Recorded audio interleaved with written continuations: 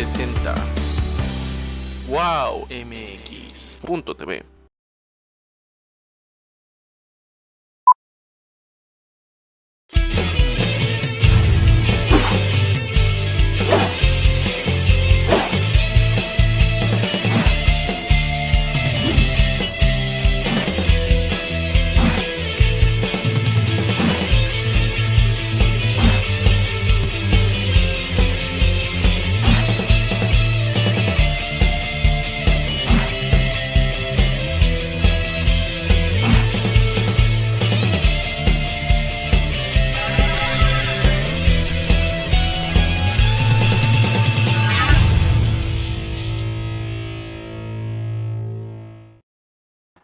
Hola a todos, bienvenidos una semana más a su programa La Disidencia. Los saludo con mucho gusto. Soy Luis Berman, para aquellos que no me conozcan, y pues este programa tratamos de alguna manera desmenuzar lo que sucede en la vida pública, política de este país y pues dar nuestra opinión. Así que pues bienvenidos los que por primera vez estén aquí y obviamente los que ya nos siguen de tiempo.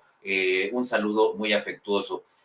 Muchas gracias a toda la gente que hace favor de visitarnos desde otras plataformas y de compartir este contenido.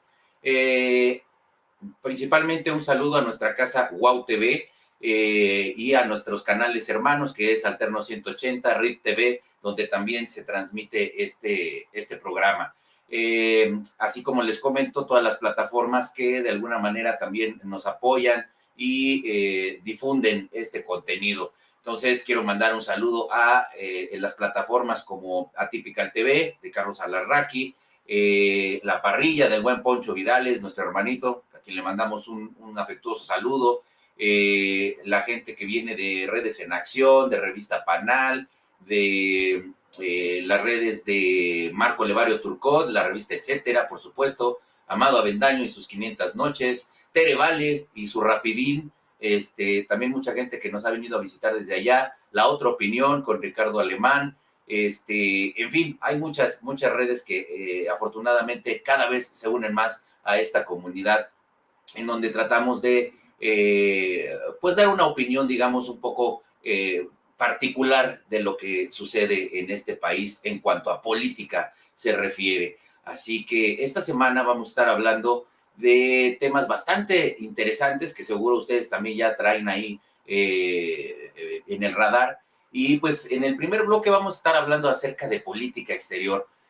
Ustedes sabrán que Andrés Manuel López Obrador se fue de gira el fin de semana pasado, estuvo por allá en países centroamericanos, como Nicaragua, como Guatemala, fue a Cuba, y bueno, pues con este fervor revolucionario, pues resulta que sucedieron muchas cosas muy interesantes al respecto, algunas muy evidentes, otras que habría que escarbarle un poquito ahí para darnos cuenta de esos mensajes como sutiles y no, mensajes ahí que van como que quieren decir mucho sin casi decir nada. En fin, pasaron muchas cosas durante esta visita de Andrés Manuel López Obrador a estos países. Quizá lo más relevante al respecto será que López Obrador le pidió al presidente de Estados Unidos, Joe Biden, que invite a estos países, concretamente a Cuba, a Venezuela y a Nicaragua, a la próxima cumbre de las Américas. Y evidentemente, pues Estados Unidos, el gobierno de Estados Unidos, no los tiene en su lista de invitados, digamos, ¿verdad? No son países que el gobierno de Estados Unidos pues le agrade invitar principalmente, y el argumento es que no son países democráticos, lo cual me parece que tiene todo el sentido del mundo. Y bueno, al respecto, López Obrador, el día lunes de esta semana, le preguntan en la mañanera al respecto, y él dice que bueno, que si Estados Unidos no va a invitar a estos países a formar parte de la Cumbre de las Américas, él simple y sencillamente, pues no va. Como lo conocemos comúnmente, esto se le llama berrinche y no de otra manera. Entonces dijo, como no van a invitar a mis amigos, pues entonces no voy, ¿no? Y obviamente Joe Biden, yo creo que estuvo, pues yo creo que sin dormir, Yo creo que se la pasó toda una noche llorando, ¿no? Y lamentándose porque, híjole, no va a venir López Obrador, chingada madre, ¿qué vamos a hacer? Entonces, ya hubo una respuesta por parte de la Casa Blanca y bueno, principalmente el argumento es ¿no? Que no son países democráticos y que por eso no los van a invitar, aunque, pues dijo la vocera del gobierno de Estados Unidos, que de cualquier manera todavía ni siquiera mandan las invitaciones. Entonces, no dio una respuesta muy concreta en cuanto a señalar a López Obrador, pero sí dijo que, bueno, no se han invitado, no se han hecho las invitaciones formalmente, pero que de entrada pase lo que pase, estos países no están contemplados para formar parte de la Cumbre de las Américas. Como les dije, hay muchos temas por ahí, por debajo de todo esto que está sucediendo, como la contratación de médicos cubanos para que vengan a nuestro país, como que por qué, si aquí en México sí hay médicos y sí hay muy buenos médicos, especialistas y demás, ¿por qué pagarles a los cubanos y por qué no pagarles a los médicos mexicanos? Bueno, es una de tantas cosas que no comprendemos dentro de la realidad de esa vacinica con canas, como yo le digo a Andrés Manuel López Obrador. En el segundo bloque, vamos a estar hablando acerca de la violencia, esta violencia que cada vez sube más y es una lástima que nuestro país esté pasando por este trance de inseguridad y de violencia. El crimen organizado cada vez tiene más penetración en diferentes estados de la República, prácticamente en todos, pero curioso que en donde hay más violencia son en los estados gobernados por Morena, precisamente. Y como dato nada más, van 500 personas asesinadas hasta estos primeros días de mayo. 10 de los 11 periodistas asesinados en 2022 ocurrieron en estados gobernados por Morena, como ya les mencionaba, y van 60 periodistas asesinados en 41 meses. Entonces, todo parece indicar que en esta idea de los abrazos y no balazos, pues creo que no le está saliendo muy bien a López Obrador y a la 4T. Estamos teniendo más violencia y más muertos, se nota más la mano del crimen organizado en el gobierno y concretamente en los gobiernos de Morena, pues que incluso cuando la guerra declarada totalmente y frontalmente por parte de Felipe Calderón, ustedes se acordarán que en aquella ocasión Felipe Calderón pues dijo que abiertamente que esto era una guerra contra el narcotráfico. Y pues bueno, hoy que hay abrazos y no balazos, tenemos más muertos, tenemos más violencia, tenemos más influencia del crimen organizado que en aquel momento. Ya lo estaremos platicando también. Y por último, el tema de, seguro estarán al día con lo que sucedió el pasado fin de semana, en donde estuvieron 2 aviones a punto de colisionar en el Aeropuerto Internacional de la Ciudad de México. Esto, entre otras cosas, debido al rediseño del espacio aéreo en la Ciudad de México. Este rediseño ha traído como consecuencia que que sucedió el sábado 7 de mayo, fue uno de varios más que ya ha habido, nada más que estos obviamente no se han grabado y no se han hecho públicos, pero ya ha habido varios incidentes de colisión entre aviones por el rediseño del espacio aéreo. ¿Qué tiene que ver? Que, bueno, el rediseño del espacio aéreo de la Ciudad de México se hizo con toda la intención de poner a funcionar el Chaifa, el aeropuerto Felipe Ángeles de López Obrador. Entonces, digamos que como parte de su capricho y de querer sacar este aeropuerto en el tiempo que él dijo, pues está trayendo consecuencias bastante pues serias, ¿no? Y el punto es que no nada más es el Chaifa, el punto es que son todas las obras que ha hecho López Obrador y ya vimos lo que sucedió con la línea 12, una estructura a la que no se le dio mantenimiento, en el que hubo negligencia, en el que hubo corrupción, en el que no hay un solo responsable al día de hoy. Y bueno, viene Dos Bocas, viene el Tren Maya, y todas estas obras que se están haciendo al vapor, al chingadazo, como decimos coloquialmente, y todo por cumplir el capricho de un solo hombre y por querer quedar bien con sus votantes, con sus bases, digamos, ¿no? Entonces, esperemos que no tengamos un percance, una tragedia que lamentar, ojalá que no, pero ya lo vimos con la línea 12 y el sábado tuvimos esta colisión, digamos, bueno, este intento de colisión en el que afortunadamente por la pericia del piloto se evitó, pero pues vamos, el riesgo ahí está, todo esto que está alrededor de estas obras tienen consecuencias muy fatales y pues bueno, ese es básicamente lo que vamos a estar platicando el día de hoy en nuestro programa. Así que para ello, para comenzar a platicar de estos temas, le doy la bienvenida como cada semana a mi querido hermano Octavio Catalán, quien nos va a presentar también a nuestros dos invitados de hoy, que ustedes ya los conocen y que ya son invitados de casa y por eso están aquí, porque tienen unas aportaciones de primera a este programa de la disidencia. Mi hermanito, provechito, ya ves que estás ahí bebiendo. Bien, bien, ¿y tú? Ya, con el cafecito, y en taza grande, porque dicen que el tamaño sí importa, sobre todo cuando se trata de café. Así es. Provechito. ¿Cómo estás? Hermanito, pues atento a todo lo que señalabas de lo que vamos a platicar el día de hoy. Y antes que nada, un saludo a toda la audiencia, ya mencionaste a todas las redes. Y bueno, pues a darle, los dos invitados son de casa. La verdad es que estamos viendo cómo sustituimos a Bogus. No es cierto. Pero ella ya se ríe quien se tenía que reír ahí tras bambalinas. Dice que somos una compañía con la que quiere ser cobijado igual que Rolando. Entonces, bueno, vamos bien, vamos a ver su cara, chinga. ¿Cómo estás, mi querido Aminadab? Muy bien, queridos hermanos.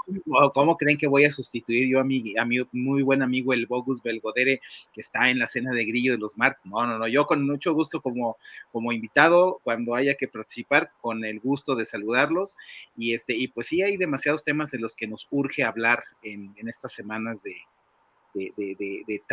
tanta incertidumbre y de tanta confusión política en México. Oye, pero si lo que buscas es ser arropado, cobijado y apapachado como Rolando, el que da los abrazos de tamal es Fer Galindo, ¿eh? No, yo sé, pero no se preocupen, yo ahora sí que no tengo esos protagonismos de Rolando La Nota, que es un gran amigo, pero él sí es famoso. Yo nada más soy analista y asesor y todo, ya saben cómo es eso. Hola, Fer. Hola, Aminadab. No te había visto. ¿Cómo estás, Fer? Bienvenido, Fer. Querido hermano Berman, Octavio, qué gusto saludarlos. Ya próximamente también te daré tu abrazo de tamalito que tanto te agrada. De ninguna manera, yo no quiero que Rolando se ponga celoso, mi querido Fer. Que saque las uñas. Que por cierto, la biblioteca de Aminadab es una biblioteca real, o sea, no es como la biblioteca luego que pones tú, que es nada más una... Fíjate que dejé de poner mi biblioteca real, porque luego me decían, ay, tienes tal y tal libro, y entonces van a decir que estoy influenciado. Pues todo mundo está influenciado, amigos. Desde que veían Plaza Sésamo, ustedes están influenciados. Pero luego tengo lecturas ahí non santas de las cuales me decía la gente, ¿por qué tienes esos libros atrás? Pues porque sí. Entonces, los dejamos de ver. Y en el caso de Aminadab se ven tan al fondo que pues no distingues nada, ¿no? Entonces, no pasa nada. No se preocupen, que aquí hay lecturas también de todos santas y no santas. Eso, chinga. Oigan, pues vamos a entrarle a los temas. Me parece que el más delicado, porque puede ser un asunto técnico donde López le saca raja política a un asunto doméstico que había que resolver, es el de Guatemala. Entonces les sugiero que ese lo dejemos hasta el final, el del Seguro Social, en los temas de política exterior. Entonces vamos a entrarles, ¿qué les parece? Primero a lo general, la Cumbre de las Américas, como bien dijo Berman, el berrinche de si no invitan a mis compas no voy, y pues que Estados Unidos se cagoteó de la risa, pero lo que venías diciendo, Aminadab, antes de empezar el programa, me suena complejo en una mente tan simplista como la de López. O sea, en un país, en un planeta que está todavía en una crisis global con lo de Rusia y Ucrania, y parecería que una recomposición de países que forman o no forman un eje, China con una guerra comercial importante con Estados Unidos. A ver, no somos, el mundo está interconectado, para bien o para mal. Y López resulta que dice, pues mis amigos son el eje de bolivariano en plena integración global.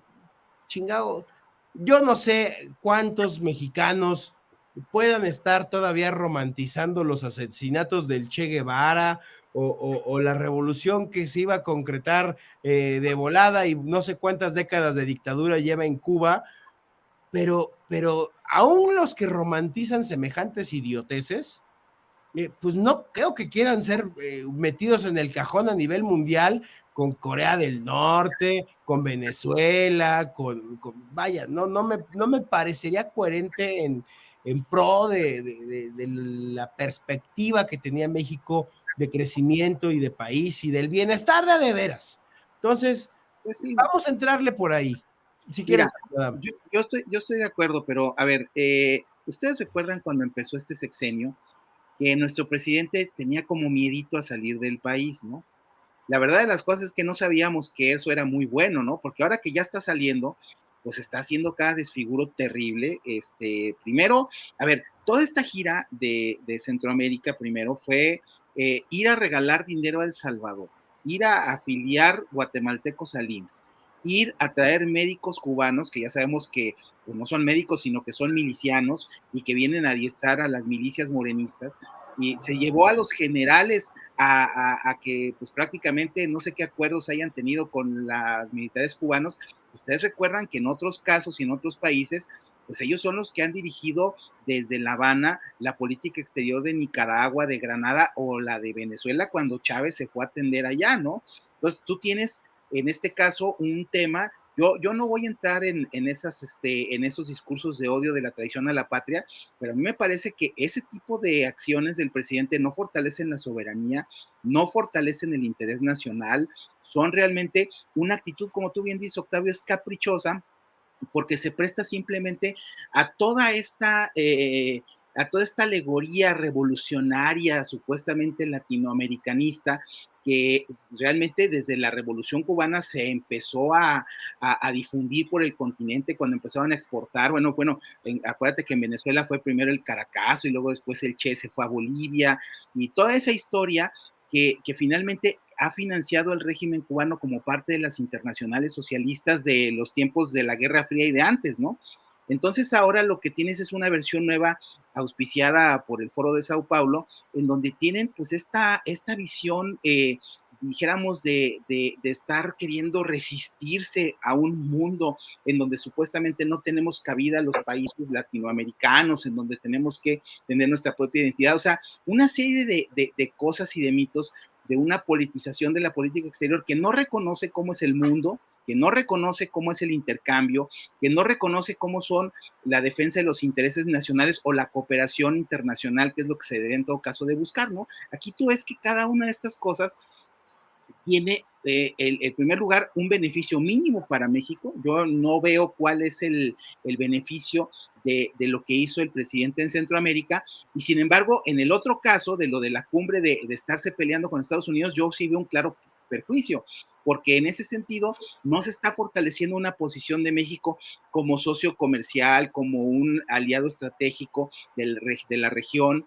O sea, no tiene nada que ver con decir, oye, México es un país que va a estar finalmente aprovechando su vecindad, su cercanía, las relaciones económicas y políticas que se pueden dar, sino que resulta que ahora tenemos que llevar la contraria a nuestro principal socio comercial, a un país al que le debemos mucho dinero, al que le vendemos muchas cosas, que nos compra muchas cosas, y que resulta que todo eso el presidente lo pasa por alto para hacerle el favor a dictadorzuelos de Venezuela, de Cuba, de Nicaragua, que son verdaderamente deleznables, que no tienen ningún tipo de ejemplo democrático de respetar los derechos humanos, de ninguna de esas cosas.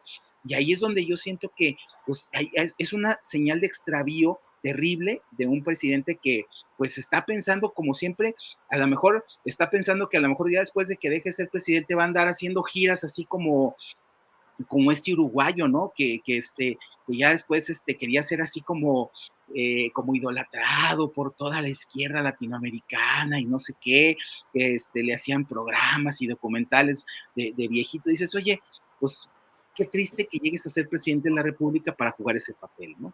Pepe Mujica, ¿no? ¿Te refieres? Ese Pepe Mujica. Mi querido Fer, la política bananera de nuestro Tlatuani. ¿Cómo viste Pues ese tema de la Copa de las Américas y, como decía Minadab, de la gira por Centroamérica? bueno, a ver, de la gira por Centroamérica, me preocupa el carácter de operatividad de los programas que quieren implementar allá, ¿no? Sembrando Vida, no sé si puede ejercerse fuera del presupuesto en otro país, o sea, si tenga la condición técnica para hacerlo. O sea, me queda muy claro que aunque no la tuviera, pues lo van a hacer, pero en términos reales, o sea, un programa que debería implementarse en México se va y se implementa en otros países. Y en el caso de la afiliación al IMSS, pues también exactamente lo mismo. Ahora, tampoco es una garantía que los que se van a afiliar al IMSS, de alguna manera el IMSS les provea la salud o les garantice el acceso a los servicios médicos, porque si no pueden hacerlo aquí en México, pues cuánto más lo van a poder hacer con extranjeros, más allá de si nos gusta o no. El asunto es que no es eficiente en términos de lo real, ¿ok? O sea, lo que vimos fue una saturación hospitalaria y demás, y cómo van a resolver eso, pues quién sabe, ¿no? Pero bueno, para el discurso, para la bandera ideológica, como decía Aminadab, pues sí, para su base, para su gente, para los obradoristas que tanto les gusta esta cercanía con Centroamérica. Y no lo digo en tono despreciativo, lo digo en el término más limpio de lo que significa, porque pues es parte de lo que le gusta a López Obrador, o sea, tiene esta visión un tanto del pasado de López Portillo, ¿no? En donde pues de alguna manera quería verse el gobierno mexicano como líder en América Latina y el Caribe con espectáculos de circo, con llamaradas que pretendían lanzar la idea fuerte de soberanía frente a los Estados Unidos. Y bueno, el imperialismo en épocas de López Portillo, aquí en la actualidad en contra del neoliberalismo o lo que eso signifique. Entonces, lo que quiere Obrador es tener a esa izquierda latinoamericana pues, para mandar un mensaje de unidad frente a Biden, frente a lo que sea. Bueno, en su momento con la CELAC fue contra la OEA y el gobierno, y la administración que tenía Almagro frente a este organismo. Entonces tiene mucho que ver este aspecto, ¿no? Y además vean los países a los que hacemos referencia, o sea, Nicaragua, Cuba, lo que mencionaba Minadab, pues completamente cierto, ¿no? El caso de los médicos cubanos que van a venir aquí, pues que son como milicias chavistas a adoctrinar, o sea, para eso vienen en general, o sea, los médicos cubanos que vienen aquí, que también ese es otro gran mito de la izquierda, que son los mejores médicos del mundo y que tienen la expertise y la brillantez para hacerlo. Yo seguro, debe haber algunos que sean muy brillantes, pero decir que todos son muy brillantes por encima de muchos médicos que están aquí en México, pues me parece terrible, porque además, algo que no menciona López Obrador, pero que sí lo menciona para defenestrar a los propios médicos, diciendo que hay un déficit de doctores y que no quieren trabajar en zonas apartadas como la región de la montaña de Guerrero o en la zona sur del país o en otros lugares donde son verdaderamente peligrosos. O sea, lo que no dice, porque evidentemente nunca lo va a decir, es que los médicos mexicanos que se van a esos lugares de alta peligrosidad, donde la violencia criminal es el sello de la casa, ni siquiera regresan muchas veces a sus casas, están desaparecidos, y vaya, que ni siquiera los habitantes de esos lugares a los que envían a los médicos están seguros, y el acceso a esas zonas es verdaderamente complicado. Si no los llevas, pues ellos por sí mismos no pueden llegar, además de que muchas veces no cuentan con los servicios de logística y de infraestructura, vaya, ni siquiera para comprar insumos y medicamentos, y todavía tienen el descaro de decir que aquí los médicos especialistas no quieren ir, pues porque obviamente les preocupa más su vida, ¿no? O sea, desde luego que el ejercicio médico es importante, pero también la de protección y defensa de tu vida. Para que puedas realizar el ejercicio médico es necesario. Y hay que decir algo, estos médicos cubanos son un gran negocio para el gobierno cubano, ¿eh? O sea, este esquema de llevar a los médicos cubanos y llevarlo a 60 países y que recauden el dinero, pues es una de las mayores entradas de divisas a Cuba, ¿no? Unas divisas verdaderamente enormes, ¿no? De miles de millones de dólares anuales, que pues es para el propio gobierno. Entonces, pues este discurso propagandístico de la izquierda cubana, que además permea en ciertas sociedades latinoamericanas, donde hay una nostalgia profunda sobre el castrismo y lo que representa la revolución, pues esto es un ejercicio de esclavitud de los médicos cubanos, y lo que hace López Obrador es pues apoyar el abominable gobierno de Díaz Canel. ¿Es cuánto? Pues sí, ahora lo único de rápido, es el mito de siempre. O sea, la izquierda siempre ha tenido estas estrategias de ir justificando. La embajada de Cuba en los tiempos en los que yo escribí en Excelsior, pues la verdad es que siempre estaban al pendiente cada vez que tú tocabas algo, ¿no? Y hay un activismo desde los periodistas a los que invitaban a la isla a viajes todo pagado, con todas las cosas que un cubano jamás en su vida va a recibir, pues es parte de un aparato propagandístico que allá es represor, y aquí justamente lo que trata es de justificar todas estas cosas, ¿no? Y lo malo es que eso se va extendiendo a otros países, y pues es muy lamentable, ¿no? Que caigamos en eso. Así es. Yo sin ánimo de repetir nada de lo que han dicho en ninguno de los temas, y hablo específicamente de la cumbre y del tema de los médicos cubanos, dije que me reservaría el tema de Guatemala con prudencia. ¿Por qué? Porque en el sur-sureste del país hay un flujo importante de trabajadores guatemaltecos en el campo, que ha forzado a los empresarios de diferentes, que comercializan, que siembran diferentes frutos, y hablo del sur-sureste de forma preponderante: el plátano, la papaya, los campos de cafetales, donde el mexicano no va por los sueldos que se pagan en el campo.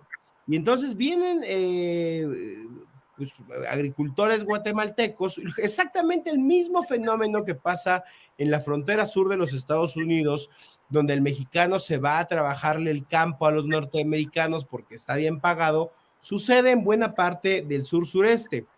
Y entonces venía un tema de regulación bien delicado, porque cuando no le caía bien el empresario al gobierno, llega y le dice: oye, tienes 700 guatemaltecos en tu campo trabajando. Pues sí, es que el mexicano no quiere trabajarlo. ¿Y dónde están sus aportaciones al seguro social? Pues es que no son mexicanos, maestro. ¿Cómo los doy de alta al seguro social si no son mexicanos? Entonces era un mecanismo de toma y daca de extorsión bien importante. A ver, sí había esfuerzos del propio campo mexicano para regular esto, y hasta donde alcancé a leer las notas, viene de la mano con la tarjeta de migración para poder ser parte del Seguro Mexicano, del Instituto Mexicano del Seguro Social. Ahora, alguien me diría de manera inteligente: entonces 25,000 guatemaltecos de repente van a hacer uso de las instalaciones del saturadísimo IMSS de Chiapas o de Quintana Roo, o hay un pedacito también de otro estado que toca ahí la frontera sur. Pues no, la respuesta es no, porque la realidad es que pasan unas jornadas en el campo mexicano dignas de compararlas con la esclavitud. Y adentro de muchas de estas fincas tienen a su familia, viven ahí una temporada del año y luego regresan a Guatemala. ¿Y qué sucede? Que adentro de estas fincas, ya sea de papaya, de plátano, de café, de lo que sea, de que se estén sembrando alguna semilla, mango, naranja, vaya, el sur-sureste del país es una joya en lo que da de frutos. Ahí adentro los empresarios o los dueños de las fincas les ponen servicios médicos y dormitorios y les ponen lugares para que coman de manera barata.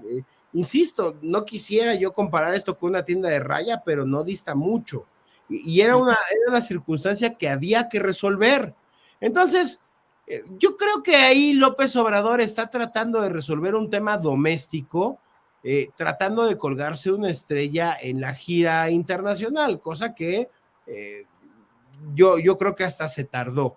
Habría que ver de dónde van a salir y cómo se van a empadronar y qué beneficios van a tener, además del seguro social, estos 25,000 trabajadores guatemaltecos. O sea, es una nota que se da muy al vapor, hay que estudiar cómo se va desarrollando. Así es. Mi hermanito, pues nos tenemos que ir a un corte, ya nos pasamos bastante del tiempo,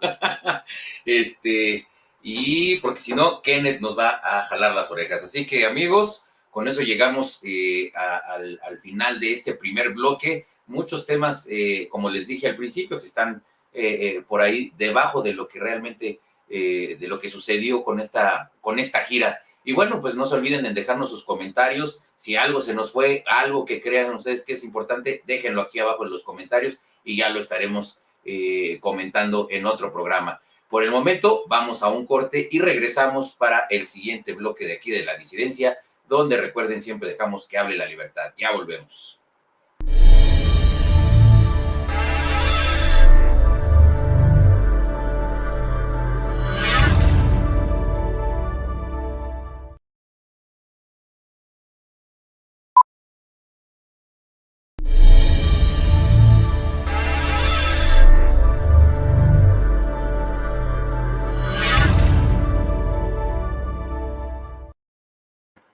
Pues ya de vuelta, mis hermanos, y pues este segundo bloque está pues bastante delicado, porque resulta que la violencia en México, lejos de ver que disminuya, cada vez es peor, cada vez aumenta más, cada vez vemos masacres, vemos asesinatos en diferentes estados de la República, y pues no se ve claro, no se ve que alguien haga algo. El ejército, que se supone debería estar poniendo atención en este aspecto, pues está construyendo mega obras y se está dedicando a otra cosa menos a esto. La Guardia Nacional, pues, ¿qué les digo? En cuanto al ranking mundial, México es uno de los países más peligrosos, considerado uno de los más peligrosos del mundo en términos de violencia en general, pero también está rankeado en como uno de los países en donde es más peligroso ejercer el periodismo. Desafortunadamente, como mencionaba al principio del programa, recién acaban de asesinar a otras dos periodistas en Veracruz. Una de ellas era directora de un medio de comunicación local y la otra chica era una fotógrafa que colaboraba con ella. Y así van una serie de asesinatos en lo que va del sexenio de López Obrador, es decir, del año 2018 a la fecha, que siguen y siguen y se siguen acumulando, y el señor no hace nada. El señor dice que son exageraciones, que es porque el golpeteo de los medios, de los conservadores y demás. ¿Qué opinión les merece este tema, mis queridos hermanos? No sé quién se quiera aventar primero, Fer o... Yo quisiera que antes de arrancar veamos lo que sucedía pues este pasado 10 de mayo, que pues espero todas las madres de este país se le hayan pasado muy festejadas, pero mientras unas festejaban, otras reclamaban afuera del Palacio Nacional por por sus hijas desaparecidas o víctimas de la violencia, y vean lo que pasaba dentro del Palacio Nacional. Nuestras más sinceras y afectuosas, cariñosas felicitaciones a las mamás, especial a las mamás que tienen hijos. A las mamás que tienen hijos. Brillantísimo, doctísimo. Fíjate, y al respecto también de lo de los asesinatos ahora de las periodistas en Veracruz, no sé si vieron en la mañanera que cuando habló de esto, le dedicó creo que ni 2 minutos, y dijo, pongan son jarocho en la mañanera, hazme favor. Bueno, a ver, es que él siempre trata de ver cómo minimiza, ¿no? O sea, le dicen, oye, está pasando esto, sí, pero volteen a ver el pájaro de allá, ¿no? Es una estrategia que ya raya en lo absurdo y que atenta contra la inteligencia de quien lo escucha. Dabas datos muy importantes, Berman, para que ya se arranque a Minadab o Fer. México ya está entre los países más peligrosos, si vemos contra qué países nos ponen ya, híjole, de vergüenza. 500 personas asesinadas en los primeros días de mayo, hasta los primeros días de mayo. 10 de los 11 periodistas asesinados en 2022 ocurrieron en estados gobernados por Morena. 60 periodistas en 41 meses.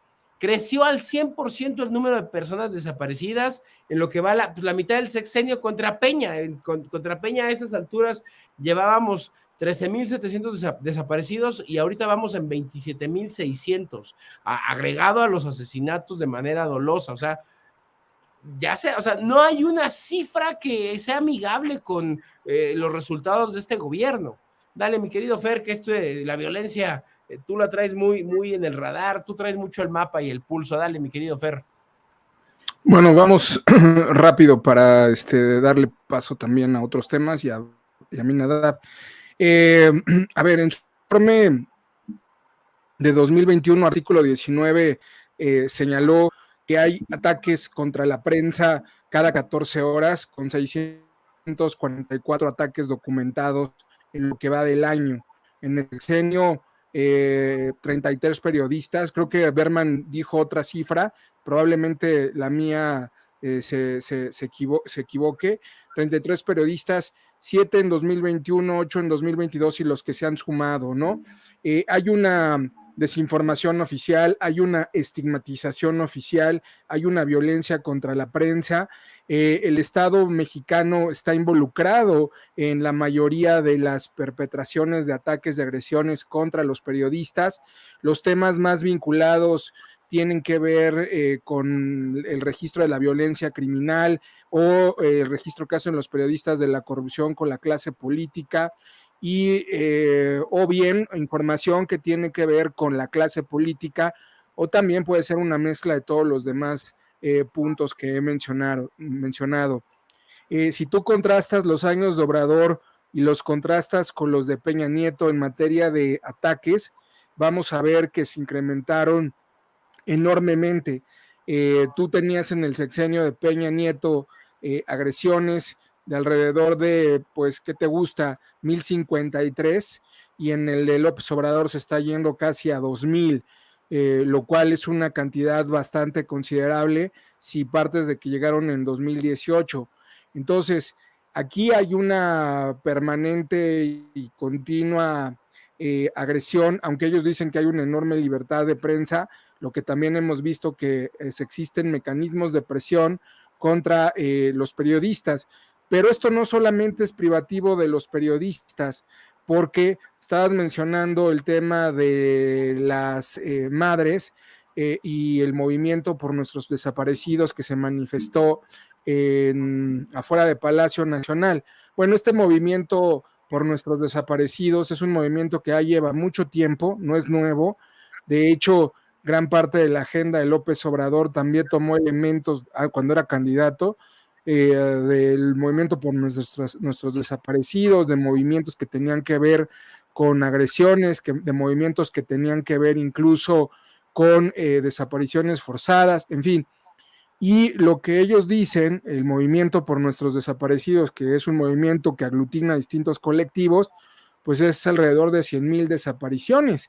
Entonces, es una cantidad verdaderamente ominosa la que tenemos ahí. Están marchando como marchan todos los 10 de mayo por el asunto de buscar esclarecimiento en torno a las personas desaparecidas y porque el nivel de impunidad que tiene el país en esa materia es arriba del 90%. Ni siquiera han podido implementar de manera correcta la estrategia de seguridad a la cual se comprometieron en su momento, que se comprometió en campaña, y de alguna manera esto también repercute en la búsqueda de los desaparecidos, pero también en el seguimiento continuo y permanente de casos como el que tenemos de las dos periodistas, pero también como el que se presentó del otro periodista que asesinaron, Luis Enrique, creo que se llamaba el periodista de Sinaloa, que lo asesinaron, y al parecer él no escribía sobre temas del crimen organizado, y en algún momento escribió temas políticos, pero se le ubicaba más como entre el mundo de la cultura y el mundo de la política, y también pues lo encontraron de una manera macabra su cuerpo. Entonces, pues todo esto es un problema que, si bien se heredó, pareciera que todas las soluciones posibles que tenían en campaña, ninguna las han implicado, y además se ha incrementado el número de agresiones y de homicidios dolosos en este país. Entonces, pues es verdaderamente preocupante, sobre todo por los niveles de impunidad. Así es. Miren, amigos, yo creo que hay que tomar lo que decía Octavio. A ver, en la primera semana de mayo, el triple de muertos en el país de los que hubo en los momentos álgidos de Peña Nieto, que fueron más que lo que pasaba con Calderón. Ahora resulta que cuando vivíamos en la guerra de Calderón, este país estaba en paz. Es una cosa totalmente absurda. O sea, resulta que ahí, que era el boom de los asesinatos, el boom de las desapariciones, de los enfrentamientos, era nada aquello que era una tragedia comparado con la tragedia que tenemos hoy. Y esta tragedia tiene varias cosas que a mí me gustaría decir, porque todo lo que dijo Fer Galindo está muy bien como información, como datos. Hay una pequeña cosa en la que quizá yo no estoy tan de acuerdo, que dice que López Obrador no ha implementado su estrategia. Sí la implementó. Es perfecta la estrategia de López Obrador, es no hacer nada. La estrategia de López Obrador es crear una Guardia Nacional que ya sabemos que no va a defender a los ciudadanos, que no va a perseguir a los narcotraficantes y a los delincuentes, que no va a tener la preparación técnica para hacer labores de inteligencia, para hacer labores de prevención de la delincuencia, no está investigando a los criminales. ¿Sabes? No están haciendo nada. Sabemos cada vez que hay algún tipo de, hasta con las manifestaciones que se dan, ya sabemos que la policía no va a actuar. Ya sabemos que no van a perseguir. Ahora, cuando pasó allá en Nuevo León el tema de Devani, sabemos perfectamente que los organismos o las instituciones de procuración de justicia, los servicios periciales, el Ministerio Público, no van a hacer nada a menos que el interesado les dé dinero. Eso mismo lo confesaron. Entonces, este país está convertido en una tragedia porque durante este sexenio, igual más o menos que en los anteriores, no se ha fortalecido la capacidad del Estado para enfrentar al crimen. Y ese es el origen de todo esto, ¿no? Cuando se quisieron hacer todas aquellas instituciones que tuvieran controles de confianza, que tuvieran capacidades de investigación, que estuvieran invirtiendo en tecnología. A ver, la misma política mexicana fue la que descarriló esos intentos, los convirtió en una crítica despiadada para tratar de que otro partido ganara el poder, y lo que estamos viendo ahora es que no hay absolutamente ningún proyecto y no hay recursos para que los ciudadanos tengamos protección. Estamos en un problema de impunidad y todavía a eso le suman que hay lugares, por ejemplo, como aquí en la Ciudad de México, tú tienes una alcaldía como la de Benito Juárez que tiene su propio programa de seguridad y resulta que no se están tratando de coordinar, no están viendo cómo mejora, o sea, que la gente tenga una opinión distinta de lo que pasa entre la policía de la alcaldía y la policía de la Ciudad de México, sino lo que pasa es que la Ciudad de México quiere evitar que los de Benito Juárez hagan su papel porque ellos sí están teniendo resultados y los que tiene el gobierno de la ciudad no. Es una desgracia y eso pasa en todo el país. Ustedes ven en cada estado donde hay policías municipales, donde hay policías estatales que son de un partido o de otro, o donde no gobierna Morena, pues ahí se regatean los recursos, se acabaron los programas para financiar las acciones para la prevención de la delincuencia y todo aquello, la seguridad situacional no está desarrollada, no se abren los espacios de participación a los ciudadanos. Entonces, todo esto a lo que nos lleva es que estamos indefensos. Todos los que de alguna forma quieran protegerse, ¿qué es lo que buscan? Pues buscan cómo cierran sus calles, cómo ponen cercas, cómo se van a un coto cerrado, cómo se fortifican, o sea, que ponen cámaras, que ponen, bueno, hay algunos que hasta compran armas, a ver si se defienden así. Entonces, este país está en una tragedia de seguridad tan grande, porque además es un tema que el gobierno nunca habla. A ver, en las mañaneras, tú dices, Octavio, que minimizan las cosas. Sí, ciertamente las minimiza, pero además es un tema del que no se habla, es un tema en el que no dice, oye, estamos buscando tales resultados, ¿sabes? Cuando coyunturalmente por la pandemia hubo la baja en algunos delitos, eso sí lo publicitaron como si fuera un gran logro de ellos y no por la propia situación que estábamos viviendo. Pero así que digas, oye, ya la Guardia Nacional ha por lo menos tenido ciertos resultados, ha desplegado operativos, ha capturado, ya no digamos a los capos del narcotráfico, sino a los delincuentes comunes que son los que están extorsionando, los que están secuestrando. No, eso no lo ves. Entonces, ¿cómo quieres que el país tenga una cara diferente cuando lo que campea es la impunidad? Como bien dice Fernando, o sea, hay una gran cantidad de delitos que ni se denuncian, y los que se denuncian solo en 1% se esclarecen, y eso sí pagas, ¿no? Entonces quiere decir que tú puedes ir a sesionar, a violentar, a hacer feminicidios, o sea, no te va a pasar nada. Los videos que vimos el otro día de Cancún, en donde llegan estos sicarios y empiezan a disparar las ametralladoras y que acribillan ahí al que estaba en la puerta, o sea, son cosas que deberían darnos verdaderamente asco y provocar ahí sí la ira y el enojo de la sociedad, porque no estamos reaccionando antes, ya es una cosa normal, cuando el problema es que, como bien decía Fer, en el caso de los médicos mexicanos que no van a esas zonas, bueno, claro, pues, yo lo que quiero es estar con vida, y no es porque sea egoísta, sino, oye, yo no voy a sacrificarme ante un gobierno al que no le importa mi vida, no le importa mi patrimonio, no le importa mi seguridad, mi tranquilidad, y por eso es por lo que este país está a la deriva y al garete en el tema de seguridad. Correcto. Mi querido Octavio, yo creo que es momento de irnos a otro corte, a menos que quieras agregar algo respecto a este tema.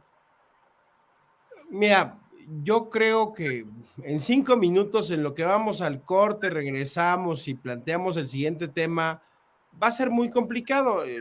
La verdad es que el tema del nuevo aeropuerto y las peripecias que han sucedido lo hemos tocado en muchos programas. Recuerdo que cuando se descarriló la prueba del Tren Maya y los durmientes se botaron, todos nos pitorreamos y decíamos que era otra vez el mismo ejemplo de cómo toda la infraestructura de la ciudad, de todos los lugares donde el Morena llega y hace infraestructura, todo es chafa.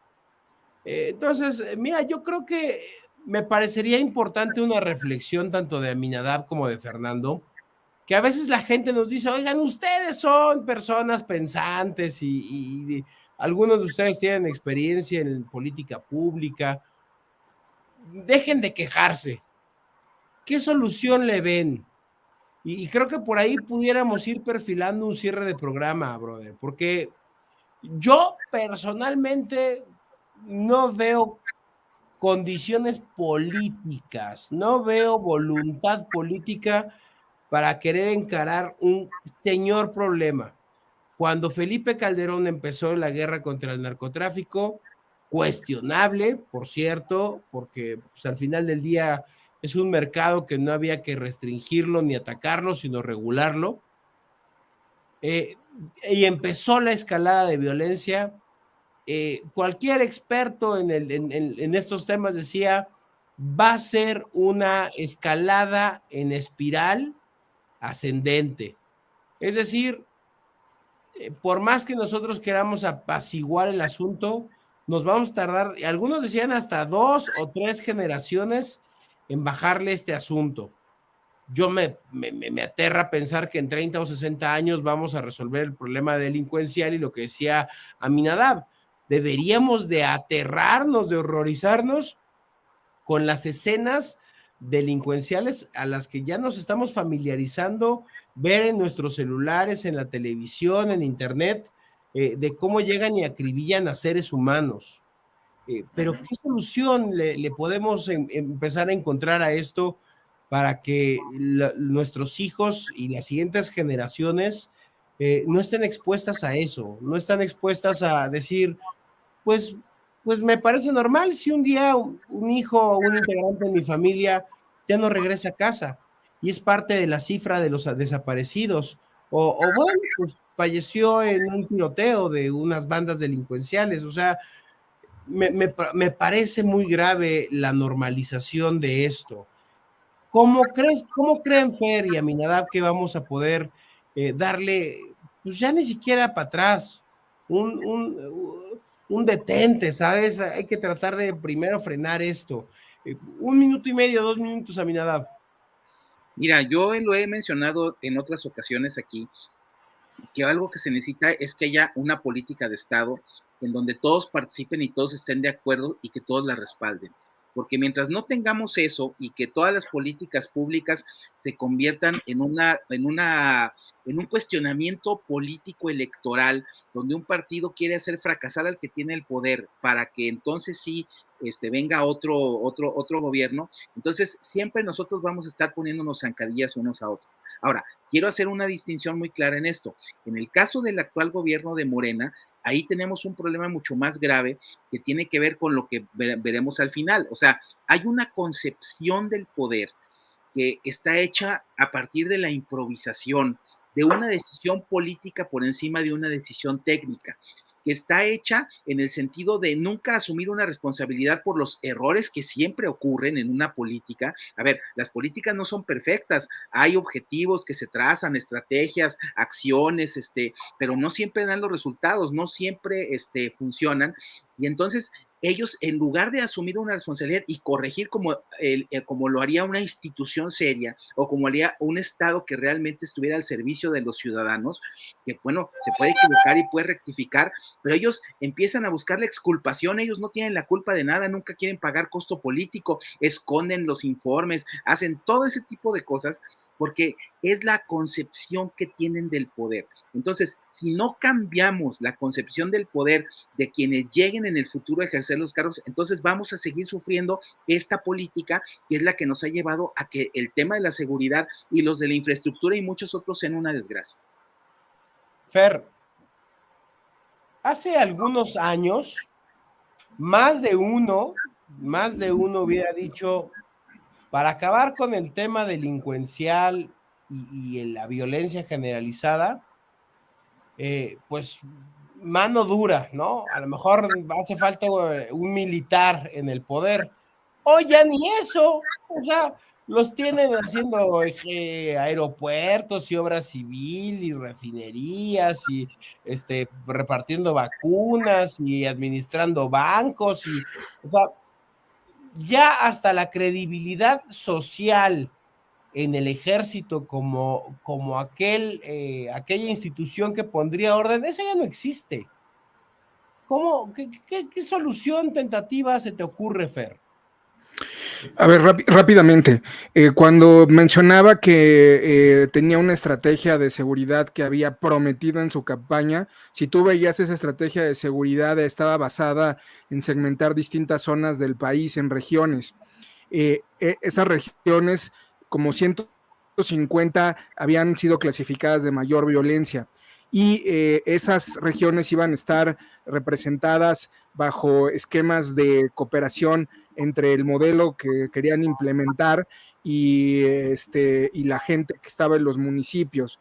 Esa estrategia de seguridad que se trabajó en la campaña, desde luego no fue la que finalmente se implementó. Lo cierto es que esa estrategia de seguridad que incluso llevó a cabo cuando fue jefe de gobierno, aquí lo llamaba cuadrantes y aquí fueron regiones en riesgo, era un ejercicio de focalización de la problemática. ese ejercicio de focalización de la problemática me parecía adecuado. ¿A qué me refiero con esto? Que tenías un buen diagnóstico de la problemática en las regiones y podías ir atacando en esos rubros en concretos. Yo creo que no vas a desaparecer el narcotráfico, estoy convencido completamente de ellos que se tiene que pasar a un esquema de regulación, pero más allá de eso necesitas también tener un esquema de contención, porque lo que estamos viendo es una evolución del crimen organizado en franquicias, estamos viendo una intervención ya desmedida del crimen organizado en procesos electorales y en colusión con la clase política, estamos viendo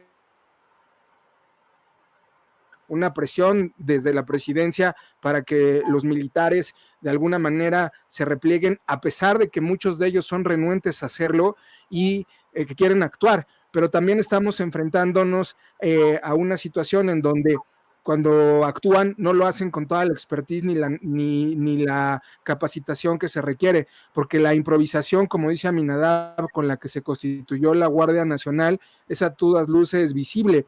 O sea, desapareces la Policía Federal preventiva, mandas a muchos al desempleo y no tomas la experiencia ni la expertise de esto. Entonces yo creo que tienes que contener de manera focalizada, tienes que tratar de pasar un esquema de regulación de drogas, que eso no va a pasar, ningún partido lo va a tomar. Vaya, ningún partido está tomando el tema de la seguridad, les vale madres, o por lo menos yo no lo veo de manera tangible. Los veo preocupados por otras cosas, por temas que, pues, quizá voy a utilizar una falacia del hombre de paja, pero que de alguna manera, pues ahí está y es molesto, temas como el asunto de lo trans, de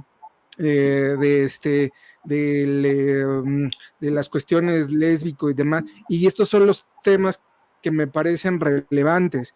¿Por qué? Porque competen también a esas comunidades y de alguna manera repercuten en el desarrollo económico del país y en la calidad de vida de nosotros, porque lo que va a terminar por pasar es lo que pasó en la Ciudad de México cuando hicieron ese esquema de cuadrantes, que no implementaron esa estrategia a fin de cuentas, que no tuvo éxito, y en la Ciudad de México ya tenemos diversas organizaciones criminales, un total de 14 grupos delictivos dedicados al tráfico de lo que tú quieras. Y además, algo más horroroso que se está viniendo es la lumpenización del crimen organizado, es decir, como muchas organizaciones criminales ya no tienen lana para pagarles, ya no tienen lana para darles, o se la quieren ahorrar en términos de mercado, lo que hacen es decirles, a ver, yo no te puedo pagar, pero te doy chance de que tú en esta región de allá de la izquierda a la derecha controles y saques lo que puedas, como puedas. Ah, bueno, entonces me dejas hacer lo que sea. Sí, entonces van y hacen lo que sea, y lo que sea es matar, extorsionar, secuestrar, violar. ¿Por qué? Porque tienen el permiso del grupo criminal más fuerte y porque las autoridades con 5 o 6 bragados no se van a meter. Así es. Pues, brother, se nos fue de volada. Ya se nos acabó el tiempo. Ya no hablamos del Chaifa y demás cosas pírricas, pero bueno. Yo quería hacer una analogía ahí de la línea 12 y el Chaifa y el aeropuerto internacional en donde estuvo a punto de estrellarse los dos aviones, que bueno, más allá de las interpretaciones que haya de eso, el problema es que ya tenemos el antecedente, ¿no? Lo que ocurrió con la línea 12, que fue toda esta cadena de decisiones políticas, de no mantenimiento, de no cumplir con las normas, etcétera, etcétera. Y lo malo es que el aeropuerto, el sistema aeroportuario, donde tenemos 2 aeropuertos en un solo espacio aéreo, está tendiendo hacia lo mismo. Por las decisiones forzadas, por querer a fuerza hacer que funcione un aeropuerto que no va a funcionar. Entonces, eso nos está poniendo en riesgo. Yo solo espero, como decíamos al principio del programa, como tú lo decías muy bien, Berman, que no vaya a ocurrir una tragedia como la de la línea 12 por el capricho de hacer operar 2 aeropuertos a la fuerza. Así es. Y lo peor es que si llegara a suceder, que esperemos que no, él se va a lavar las manos y va a decir que no es culpa suya. Eso es lo peor de todo. Así es, muy bien. Pero bueno, pues muchas gracias, Aminadab, muchas gracias, mi hermanito Fer, por acompañarnos una vez más aquí en La Disidencia. Ya saben que es su casa y que pues ya ustedes son recurrentes en este espacio. Mi hermanito Octavio, no sé si quieras agregar algo más. No, pues creo que nada más reiterar el saludo a las mamás, a las mamás esas muy guapas señoras que nos ven, feliz Las 10 de películas, mayo amigos. con retraso, y creo que viene el 15 de mayo, día Del maestro. del maestro. Exacto.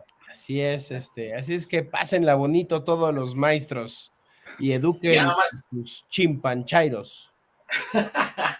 y ya nada más como dato extra a nuestra audiencia, estaba viendo un video hace rato en Reforma y López Dóriga también lo sacó, una camioneta del crimen organizado persiguiendo en una carretera de Michoacán a una camioneta de soldados del ejército mexicano. Imagínense, o sea, los soldados huyendo del crimen organizado.